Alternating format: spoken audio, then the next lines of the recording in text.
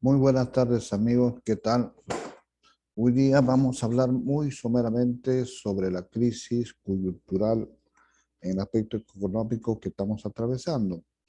El incremento del tipo de cambio del dólar que ha llegado a más de 4 soles 10, 4 soles 14, 4 soles 15 está ya, ¿no? Incrementándose cada día más, ¿no? La especulación es significativa, el incremento de los precios de los alimentos también, ¿no? Entonces estamos atravesando una crisis coyuntural que si no se toman las medidas pertinentes al respecto, vamos a tener muchos problemas. Eh, el alza de precios del dólar ocasionado por las expectativas principalmente ¿no? de los agentes económicos como consecuencia de la crisis política. No, los agentes pues buscan un refugio de defender su patrimonio, que cada vez se va desvalorizando, ¿no? Y principalmente pues afecta a las personas de bajos poderes adquisitivos o condiciones en sus ingresos que no es significativo, ¿no? Que hay algunos que están gastan más de 10 soles y tienen un ingreso de 344 soles, que es el ingreso monetario de las personas de bajos recursos, que son pobres, de 10, 6 son de condiciones precarias. El aspecto de la especulación que estamos hablando en aspecto financiero, la tardía intervención del BCR ¿no? Ha ocasionado que ingresan capitales golondrinos, ¿no? Ocasionando una pérdida de más de 5.000 millones de soles por la diferencia del tipo de cambio, que ha estado en un momento de 3,45 y ahora está más de 4 soles 10 o 15, ¿no? Entonces, es decir, una diferencia de 0,70. Quiere decir, con usted, con $1.000, está, ¿no? obteniendo $700, ¿no? $700.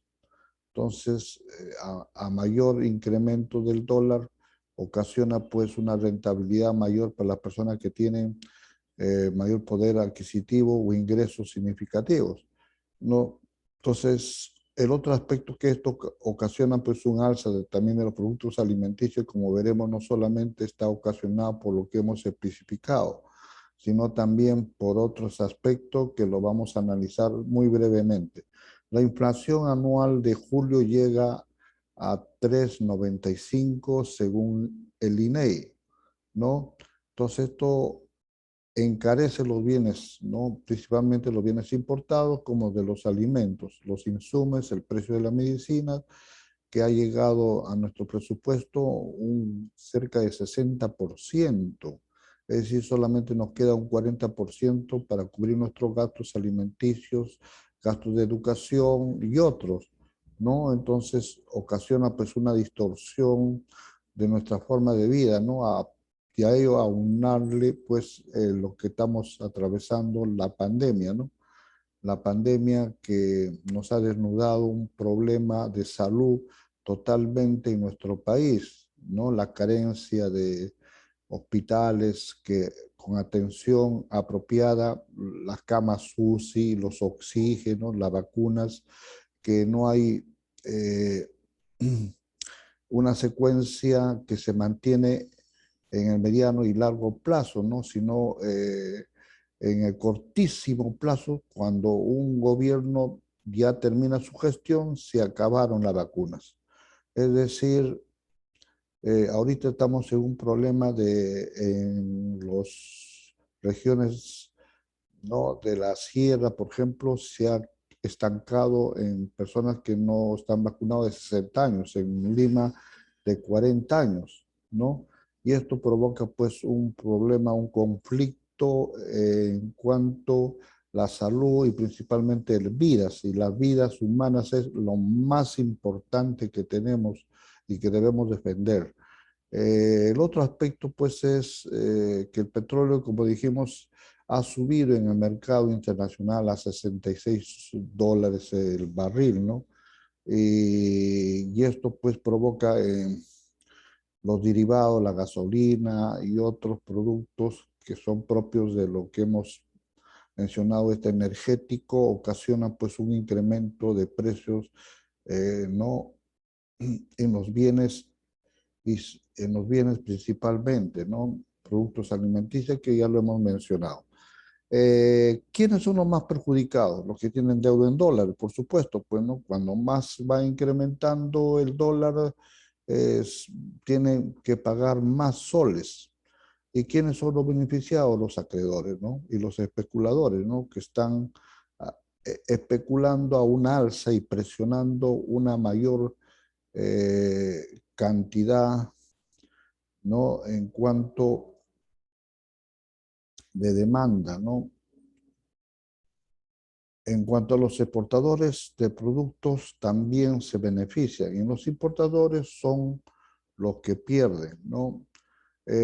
Hasta el 4 de agosto hemos tenido información del BCR que tenemos más de 71.000 millones de dólares, ¿no?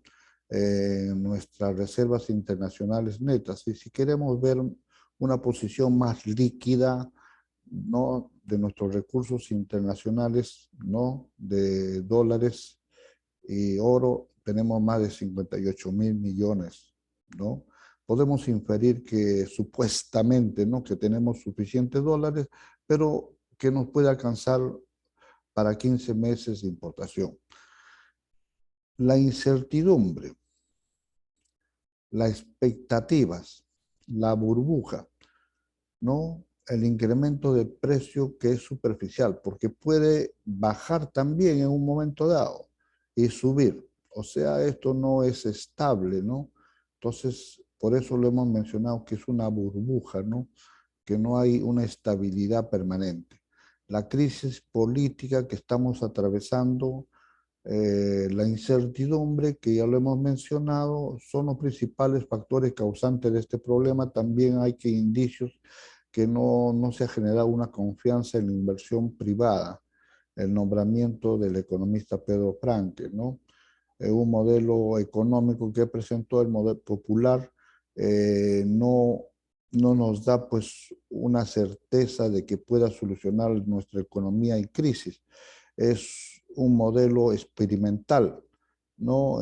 ¿Por qué no hay teorías al respecto en cuanto nosotros los economistas, ¿no? Hemos buscado algunos antecedentes, solo hemos encontrado en el Ecuador pues, con malos resultados. Y también el aspecto del Premier, ¿no? Que es un problema ya político que no lo vamos a mencionar y que ustedes lo conocen muy bien. El impacto de la oferta alimenticia sobre la demanda mundial. Según la Organización de las Naciones Unidas para la Agricultura y la Alimentación, FAO, el valor de las importaciones mundiales de alimentos alcanzarían casi los 1 billones en el 2021, frente a lo que fue en el 2019, 1.6 billones que se han registrado. En el mundo, pues sabemos que se está suscitando un problema por el COVID-19, ¿no? Que ocasiona pues un aumento de la demanda en muchos países, ¿no? Muchos especulan al respecto porque no hay una información todavía que es consistente con la OMS, ¿no? O sea, la Organización Mundial de la Salud, o como es en nuestro país el Instituto Nacional de Salud, ¿no? Si esta pandemia del COVID, ¿a qué se debe? ¿Tiene cura o no tiene cura, su permanencia, si las vacunas son eficaces, si de tal marca o de tal país es eficiente, cuál es su eficiencia, si las vacunas son efectivas, o también se habla de un control de la humanidad, si se vacunan, porque pueden ocasionar, ¿no? Según algunos científicos, ¿no? de acortarnos la vida, es decir, y un control, ¿no?, al respecto geopolítico de la humanidad, porque el mundo tiene más de 7.700 millones de habitantes y que los recursos no alcanzan al respecto, y también pues hay políticas mundiales de un nuevo orden, no. Entonces aquí estamos especulando, ¿no? Estamos hablando de que no hay una certeza en el aspecto de decir esto es, ¿no?, lo que va a ocasionar para poder aplicar políticas y medidas de estrategia, no solamente a nivel mundial, ¿no?, sino a nivel de países, ¿no? Entonces, otro aspecto, pues, es relevante mencionar que estamos operando, por ejemplo, en nuestro país el 50%, ¿no?, de nuestra actividad. Los negocios están cerrados todavía, muchos como los cines, gimnasios, hoteles, restaurantes, que el 79% del total están, no están operativos. Y bares, el sector turismo está más de 200.000 millones, se está perdiendo, y el sector turismo tiene pues un efecto multiplicador en otro tipo de actividades, ¿no? Entonces esto ocasiona pues un desempleo, ¿no? Y a ello hay que incorporarle el aspecto de que no eh, el- son 8 millones de desempleo, además, entre ellos pues hay un sector casi el 80% informal, que no participan jurídicamente, ni pagan impuestos, ni son parte, entre comillas, de la actividad económica. Si esto se solucionara, ¿no?, por ejemplo, como en China sucedió, no es que van a pagar mayores impuestos, y ellos son los que temen eso, no, al contrario, serían partícipes de la actividad económica. Y esto generaría pues mayores recursos al erario, ¿no?, en aspecto tributario. Y esto no significa incrementar las tasas no tributarias, al contrario, se disminuye las tasas, ¿no?, de los impuestos, como sucede en algunos países. China, por ejemplo, en vez de elevar las tasas para, ¿no?, ha disminuido, ¿no? Y esto favorece a evitar una evasión, y todos están insertados en la actividad económica, ¿no? Y otro aspecto pues importante que debemos mencionar es que ha cambiado con todo esto del COVID-19, nuestro hábito de consumo, ¿no? Requerimiento de una política que se aplique y que nos informe sobre qué es lo que no vemos nutrir, qué alimentos son saludables. No hay información al respecto en otro país, como en otros países sí evitan y cuidan a sus ciudadanos, ¿no? Entonces, aquí lo que se ha hecho es, pues, suplir la carne, porque la carne está carísima por la verdura, la soya, el trigo, el maíz, que es un alimento también significativo en los pollos. El precio del pollo ha aumentado hasta llegar a 10 soles el kilo, ¿no? Y a pesar que uno puede decir, ¿no?, ¿por qué no lo reemplazamos por el consumo de res, de cerdo, etcétera, ¿no?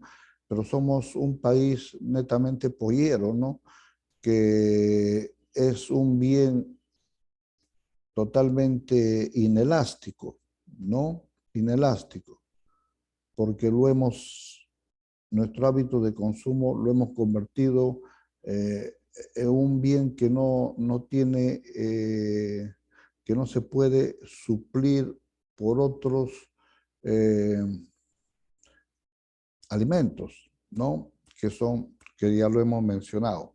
El aumento del consumo de energía, como el petróleo, es un problema significativo en nuestro país. Y aquí yo creo que el gobierno sí tiene que intervenir ya, ¿no?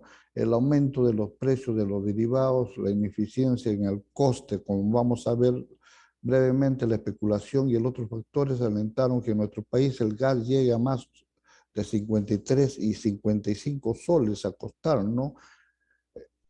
comparando con otros países de la región como Ecuador 9 soles, Bolivia 13, Chile 18, Venezuela 6, ¿no? Soles respectivamente. Todo esto pues conlleva pues a que tengamos problemas. ¿Y, y por qué se suscita eso? Muy brevemente. El GLP, aquí vemos en un círculo de cómo es la distribución del precio de venta en cuanto a su estructura. Por ejemplo, en cuanto al costo del GLP importado, que hemos dicho que ha subido el precio de la importación del petróleo, está en 37%, que es 18, más de 18 soles. Después está el margen y costo operativo del importador, o sea, el aspecto de la refinería, que es el 9%, que implica 4 soles, más de 4 soles con 26. Su participación del IGB es el 10%, que es el 5 soles. Pero lo más grave y lo más eh, con aspecto que debe corregirse es el margen de comercial y costo de la cadena de comercialización, que es 44%. No puede ser esto, ¿no? Y aquí esto representa más de 22 soles, ¿no? Y esto es lo que eleva pues el precio de venta al consumidor. Entonces un margen altísimo, ¿no? Altísimo. Y aquí hay que mencionar pues que hay dos empresas extranjeras, el Primas y el Repsol. La peruana es el Plus Petrol, ¿no? Lo que es en promedio la estructura de precio de venta que hemos analizado, ¿no? Entonces, esto ocasiona pues eh, un aspecto de especulación, ¿no? Especulación, incremento en el alza, ¿no? De los alimentos, como vamos a apreciar en este gráfico, o les puedo mencionar brevemente, ¿no? Por ejemplo, en julio el precio al consumidor a nivel nacional es más de 1 punto%. La variación acumulada entre enero y julio de 2021 es 3,43%. El anual de agosto 2020 a julio 2021 es 3,95, mucho mayor de la meta fijada por el BCR, que es 2% más o menos 1%. Entonces aquí puede producirse una inflación no mucho mayor, que puede desembocar pues en un alza terrible de los precios de los alimentos principalmente, ¿no? Y esto pues hay que corregirlo, ¿no? En Lima, en julio el incremento es 1%, ¿no? En julio. De enero a julio de 2021, 3,18, y el anual es 3,81, por supuesto que la fuente es el INEI y la elaboración es INDECAMPS. Otro aspecto que podemos mencionar al respecto después del alza del dólar o que se está produciendo son pues los costos que no hay un control, y aquí la intervención de Indecopi, de instituciones que pueden supervisar al respecto, ¿no? Al respecto no hay una supervisión. Entonces esto genera pues que los empresarios, algunos empresarios que están especulando con los precios, y que ahí están pues empresas eh, involucradas, grupos no importantes en en la comercialización, ¿no? Como el grupo Gloria. Después está pues la empresa eh, que distribuye también los alimentos al respecto, ¿no? Con una participación significativa, ¿no? Entonces esto hace que pues los alimentos principales, el azúcar, el arroz, etcétera, como lo vamos a apreciar ahora brevemente, ¿ya? Entonces, esto se traslada, pues, todo esto al consumidor. La disminución del gasto público, ¿no? Cuando hay una recesión o una disminución de la producción, el- que disminuye el gasto público, esto empeora la situación. La inversión privada también, por el efecto de la incertidumbre, no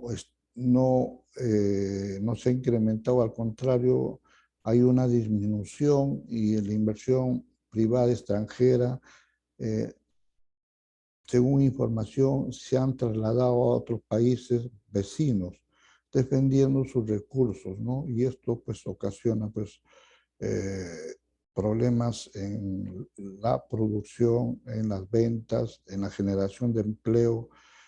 Como hemos dicho, son más de 8 millones de desempleados y a ellos hay que mencionar lo que también las empresas MIDIPYMES, micro y pequeñas y medianas empresas están afectadas, ¿no?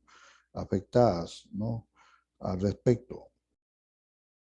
Uno de los problemas es principalmente la falta de capital de trabajo, los proyectos, es necesario la ley de emprendedores, ¿no? Y también que el Estado participe con una mayor incentivo a comprar a a la micro y pequeña empresa, ¿no? Principalmente, ¿no? A comprarle sus productos.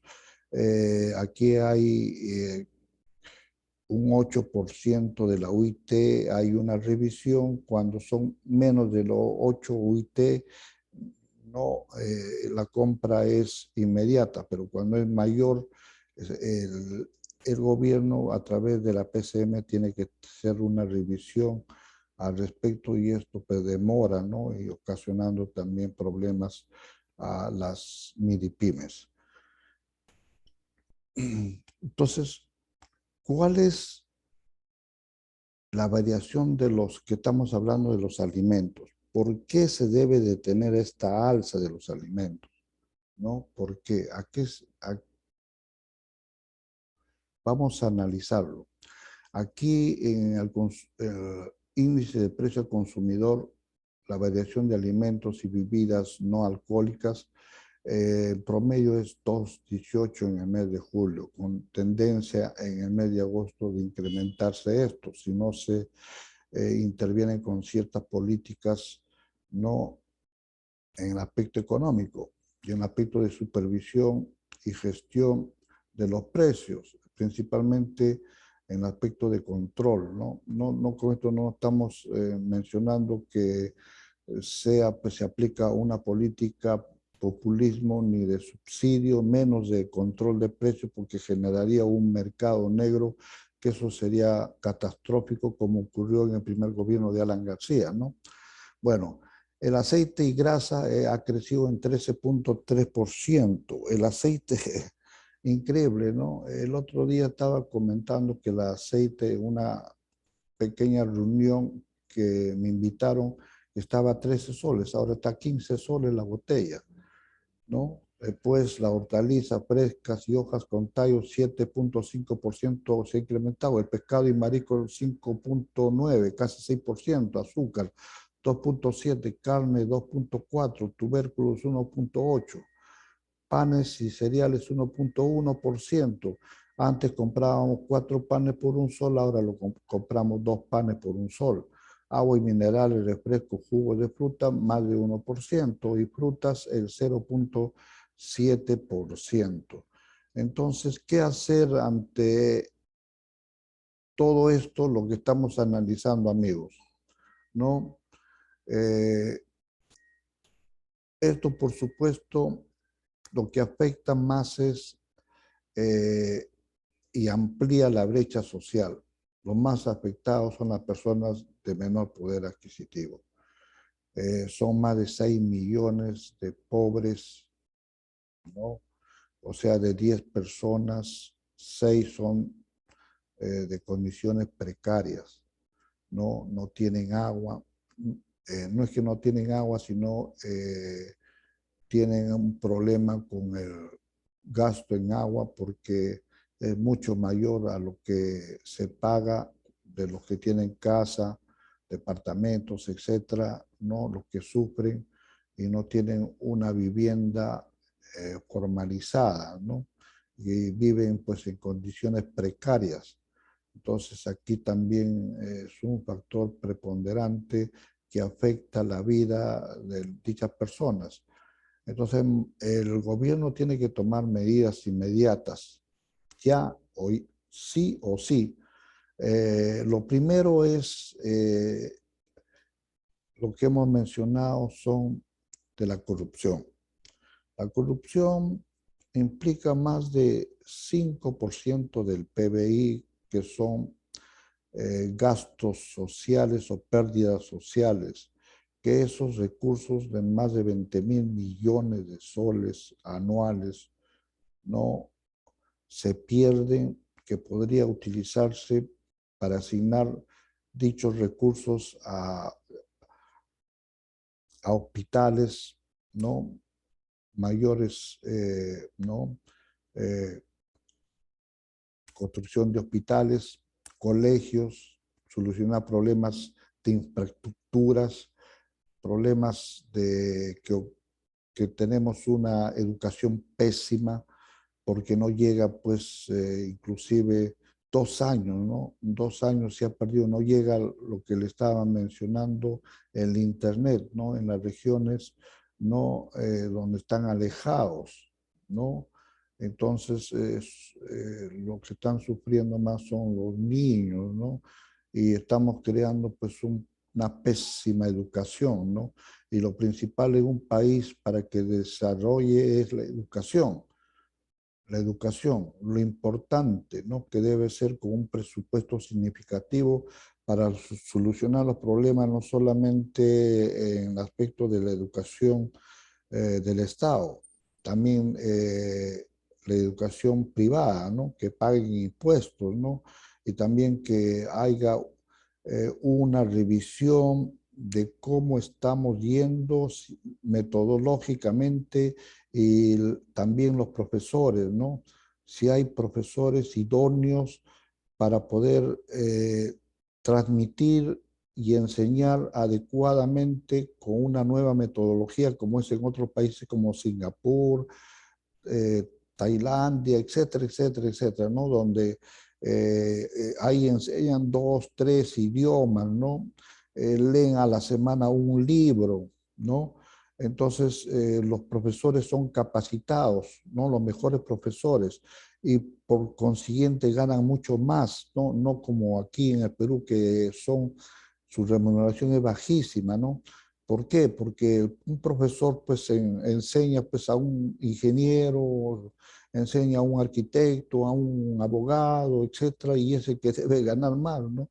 Para que también pueda utilizar esos recursos de su remuneración para capacitarse, ¿no?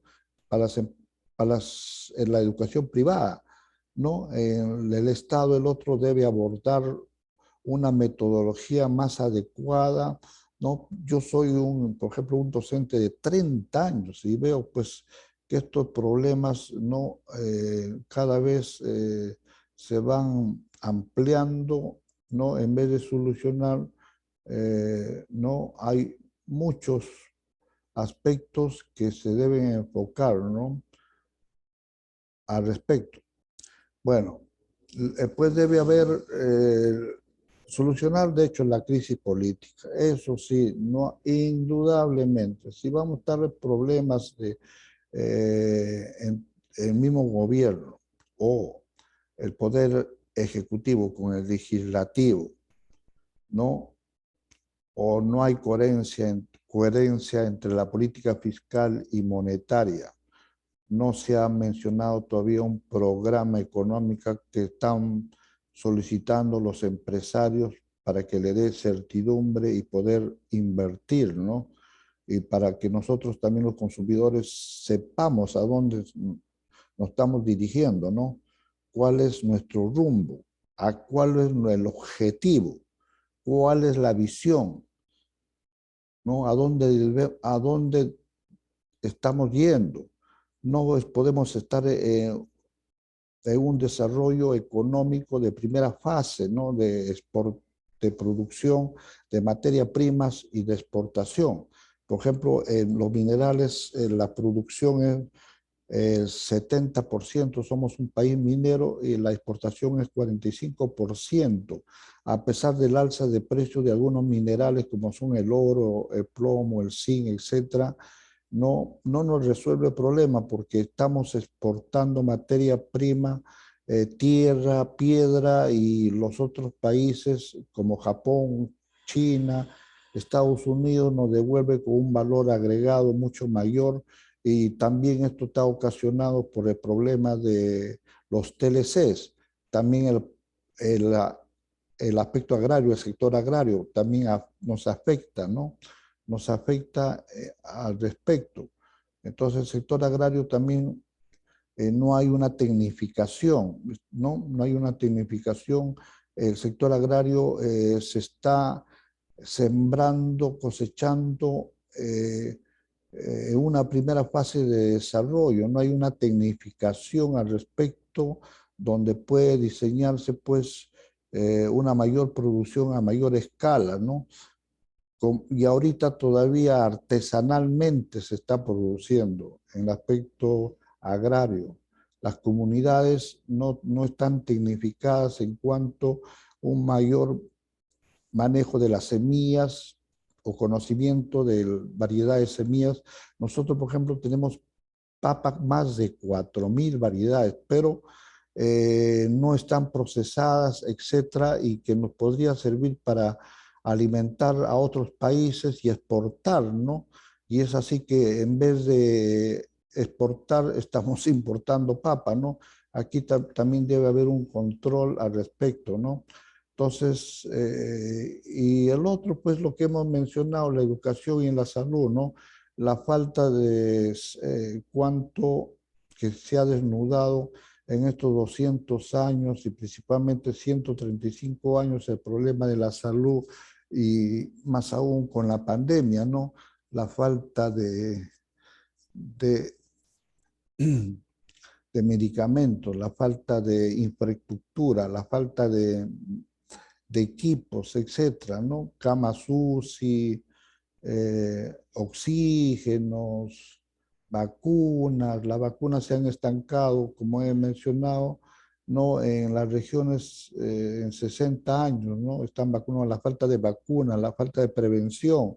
En Lima, en 40 años. ¿Qué significa esto? De que eh, cuando un gobierno termina su gestión, no hay un seguimiento posterior o que deje, ¿no? Para mediano y largo plazo, ¿no?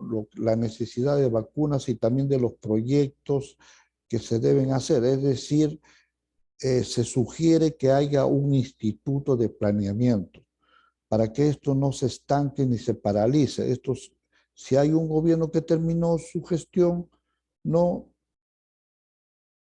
no afecte al próximo gobierno y no afecte por consiguiente a los ciudadanos, a nosotros, ¿no? Los que somos parte de este país, ¿no? Entonces se sugiere conjuntamente con el Instituto de Tecnología y Ciencia para que puedan resolver estos problemas. Hasta ahora no hay información al respecto de la pandemia en cuanto de cómo es de qué se produce, cuáles son las vacunas efectivas.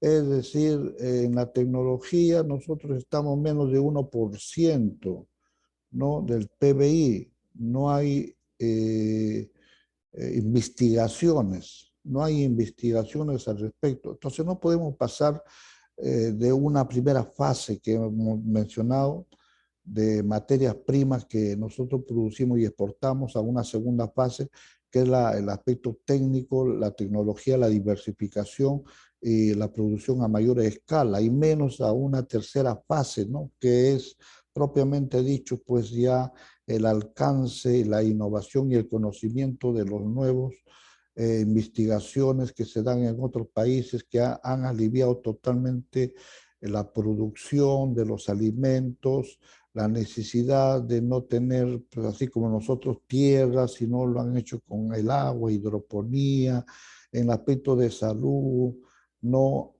es decir, la participación de la inteligencia artificial. Estamos en la cuarta etapa de la revolución industrial en el siglo XXI ¿no? Y pareciera que nos hubiéramos estancado en el siglo XX, ¿no? Entonces, esto se tiene que cambiar, más aún que estamos ya indicios a una tercera ola, ¿no? Si no hay vacunas, esto va a crear pues más muertes y eso no podemos, no, nosotros es indignante al respecto. Entonces lo que necesitamos es un programa económico, ya que nos diga pues ministro de Economía cuál es el programa económico que debemos tener para estar informados, no solamente los empresarios, no, o sea, los inversionistas, sino los consumidores. El primer aspecto que se debe mencionar es la reconstrucción de los efectos de la pandemia. La vacunación, sí o sí, estar vacunados. Si se vacuna a todos, se puede producir pues la reactivación económica y las reformas estructurales que estamos esperando, ¿no? Y esto pues, va a generar pues, un empleo, generación de empleo de los 8 millones que hemos mencionado que están desempleados, ¿no? Entonces, esto va a implicar pues, que se le dé mayor énfasis a las empresas como Midipymes, ¿no? Y otras empresas que pueden constituirse y generar, incentivar como son, ¿no? De generar alianzas, pues otro tipo de actividades como son las franquicias, como son el, el modelo Canvas, que es un modelo básico para importar y generar, ¿no? Una mayor producción tecnificada, ¿no? Incorporar pues otro tipo de generación de empresas, ¿no? Asociativas, cooperativas, ¿no? Eh, joint ventures, maquilas, etcétera, etcétera, ¿no? Entonces, dar incentivos para que los empresarios inversionistas pueden elegir y escoger qué tipo de empresa desean. Y no, también esto con el programa económico es incentivar. Y hemos dicho que en el aspecto tributario no es incrementar las tasas, sino es que reducir las tasas, pero que todos contribuyen a una mayor asignación y no de que puedan pagar los impuestos, ¿no? Si las tasas de impuestos disminuyen, todos van a pagar, todos se van a querer pues formalizar las empresas, etcétera, etcétera, etcétera. ¿Qué políticas es necesario? La política fiscal tiene que ser coherente, determinación de los gastos públicos, ¿no? Si bien el ministro de Economía ha mencionado sobre el déficit, que debe ser un déficit de 3,7% del PBI, ¿no? Para que se mantenga, pues no genere eh,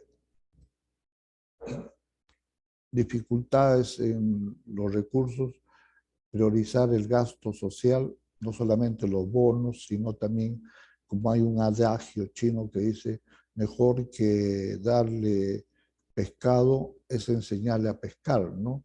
Influencia de los gastos privados también, ¿no? Una coherencia con la política fiscal.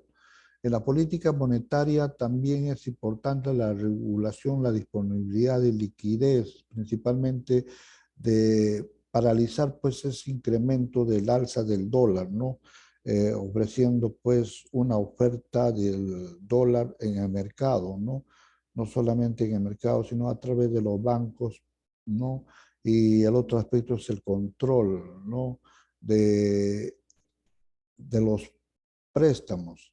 Los préstamos de 0,25 a 5%, como lo ha mencionado ¿no? los representantes de estas políticas, eso va a generar a que no se preste mucho dinero porque se eleva la tasa de interés y puedan pues incurrir a mayores gastos corrientes, ¿no? Lo que provocaría un shock para ellos mismos poder cumplir con los pagos.